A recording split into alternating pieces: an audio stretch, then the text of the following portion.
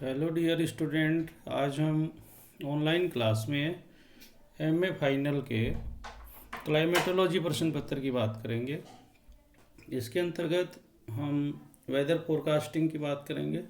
इन मौसम का पूर्वानुमान, इसका पार्ट वीडियो नंबर 6 है कंटिन्यू में।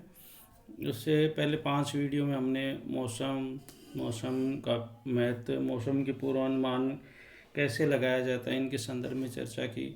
भारत में मौसम का पूर्वानुमान कैसे लगाया जाता है, इसकी चर्चा की डियर स्टूडेंट हमने। उसके बाद में हम इस वीडियो को कंटिन्यू रखते हुए हम आगे की मौसम पूर्वानुमान की क्या क्या समस्याएं होती हैं उनके संदर्भ में चर्चा करेंगे।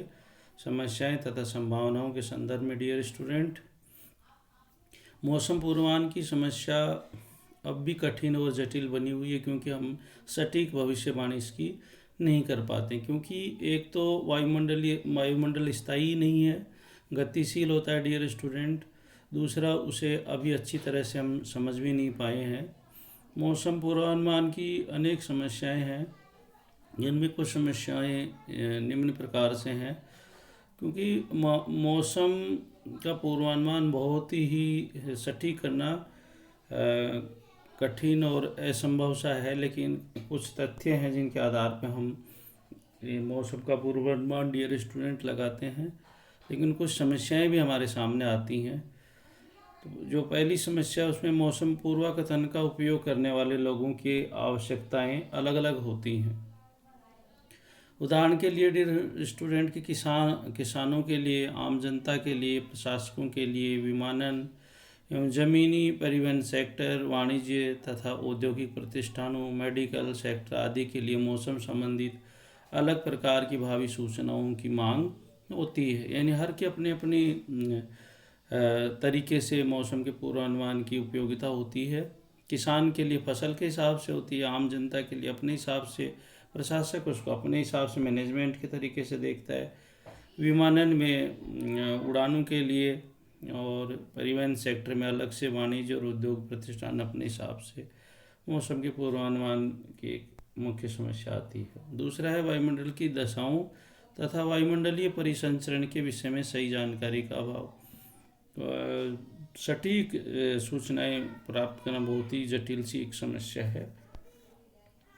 तीसरी डियर स्टूडेंट, यदि हम समस्या की बात करें तो मुख्य रूप से हम देखें तो स्थानिक तथा कालिक मापों की समस्या है, अर्थात पूर्वानुमान कितने समय के लिए और कितने बड़े क्षेत्र के लिए किया जाए, ये भी एक मुख्य समस्या आती है। क्योंकि समय के साथ में परिवर्तन होते रहते हैं। छोटे क्षेत्रों के लिए अलग तरीके के मौसम का पूर्वानुमान होता है और बड़े क्षेत्रों के लिए अलग से पूर्वानुमान होता है। पूर्वानुमान की अवधि की समस्या है डियर स्टूडेंट। मानव जनित प्रदूषकों के पोल्यूशनों के कारण वायुमंडलीय सिस्टम में जटिलता का होना, क्योंकि पोल्यूशन इतना है, एयर पोल्यूशन, जिसके आधार पे भी मौसम पूर्वानुमान कई बार फेल होता है। तो जो प्रदूषक हैं उनसे वायुमंडलीय सिस्टम गड़बड़ा जाता है, इसलिए एक हमारे सामने समस्या इसकी डियर स्टूडेंट बनी हुई है। छठा है कि मौसम के तत्वों, खासकर महासागरीय सतहों पर तथा दक्षिणी गोलार्ध में ठीक ढंग से प्रेक्षण एवं अभिलेखन का न होना। मौसम के तत्व खासकर क्या महासागरीय सतहों पर उनका सही ऑब्जर्वेशन नहीं हो पाता है, न उनका आकलन हो पाता है। मौसम के आंकड़ों के संग्रहण के नेटवर्क का सही क्रियान्वयन न होना। दूसरा, जो नेटवर्क सिस्टम है हमारा, उसका भी सही तरीके से क्रियान्वयन नहीं हो पाता, जिसके कारण से भी मौसम का डियर स्टूडेंट पूर्वानुमान लगाया जाना बहुत ही कठिन कार्य हमारे सामने होता है। तो महासागरीय सतहों पर यंत्रों की स्थापना करना, सैटेलाइट्स के माध्यम से उनको देखना, और फिर उनका जो ऑब्जर्वेशन है उसको सही तरीके से, सही समयबद्ध तरीके से किया जाना, ये एक बहुत ही जटिल सी समस्या डियर स्टूडेंट हमारे सामने आकर के खड़ी होती है। और यदि हमने ये आंकड़े इकट्ठे भी कर लिए डियर स्टूडेंट, तो अब सबसे बड़ी समस्या फिर नेटवर्क की प्रॉब्लम की आती है। नेटवर्क सही तरीके से आ रहा है, सटीक आ रहा है, सही समय पे आ रहा है, और उसका सही तरीके से क्रियान्वयन होकर के डियर स्टूडेंट यदि वो परिणित हो पा रहा है, तो हम समझते हैं कि सही तरीके से मौसम के जो आंकड़े लिए गए हैं उनका परीक्षण हो पा रहा है। अभी संख्या आंकड़ों को सही ढंग से संभालने की समस्या है। जो आंकड़े प्राप्त किए गए हैं उनको सही रखना और उनका सही तरीके से उनका प्रेजेंटेशन करना, ये भी एक बड़ी समस्या है मौसम के पूर्वानुमान के संदर्भ में। डियर स्टूडेंट, कतिपय मौसम की अद्वितीय परिघटना यथा भंवर, विक्षोभ आदि का परीक्षण नहीं किया जाता है। यद्यपि ये अत्यंत महत्वपूर्ण होते हैं, स्थानिक स्तर पर इन अद्वितीय मौसमों की परिघटनाओं का सही महत्व होता है और यह भी स्वीकार है कि इन छोटी छोटी परिघटनाओं का पूर्वाकथन अत्यंत, डियर स्टूडेंट, कठिन होता है। विभिन्न उद्देश्यों के लिए पूर्वानुमान की अवधि में भिन्नता होती है। डियर स्टूडेंट,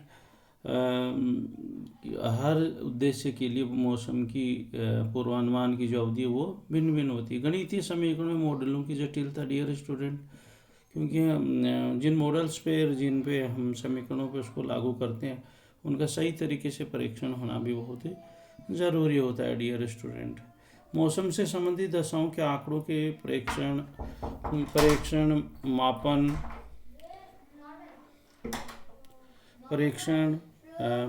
अभिलेखन तथा संग्रहण करने की विधि में लगातार हो रहे सुधार तथा परिमार्जन एवं मौसम के इन आंकड़ों के समुचित प्रबंधन एवं प्रोसेसिंग से मौसम पूर्वानुमान में प्रगति की भरपूर, डियर स्टूडेंट, संभावनाएं हैं। लघु परिसर पूर्वानुमान, अल्पकालिक पूर्वानुमान, 12 घंटे से एक दिन की अग्रिम सूचनाएं आम जनता, विमानन तथा जमीनी परिवहन सेक्टर के लिए मध्यम एवं दीर्घ परिसर पूर्वानुमान, कतिपय दिनों से लेकर कई सप्ताह तक एक ऋतु या एक वर्ष की अग्रिम सूचनाएं किसानों एवं नीति निर्णयों के लिए उपयोगी हो सकते हैं। मौसम पूर्वानुमान में विधि तंत्रात्मक प्रगति के अलावा मौसम के तत्वों को माप करने वाले यंत्रों में सुधार, नए मौसम यंत्रों एवं उपकरणों के आविष्कार, समुन्नत पीढ़ी के डॉपलर रडार, समुन्नत पीढ़ी के मौसम रडार, स्वचालित सतह संग्रहण सिस्टम, लाइट डिटेक्टिंग एवं रेंजिंग सिस्टम, इलेक्ट्रॉनिक कंप्यूटर आदि के विवेकपूर्ण उपयोग से मौसम पूर्वानुमान में, डियर स्टूडेंट, सुधार की अपार संभावनाएं हैं। और यदि हम इन चीज़ों का ध्यान रखें तो निश्चित रूप से मौसम पूर्वानुमान में सुधार किया जा सकता है और उसकी मौसम पूर्वानुमान में प्रगति की भरपूर, डियर स्टूडेंट, संभावनाएं होती हैं। थैंक यू डियर स्टूडेंट, निश्चित रूप से आप इससे लाभान्वित होंगे।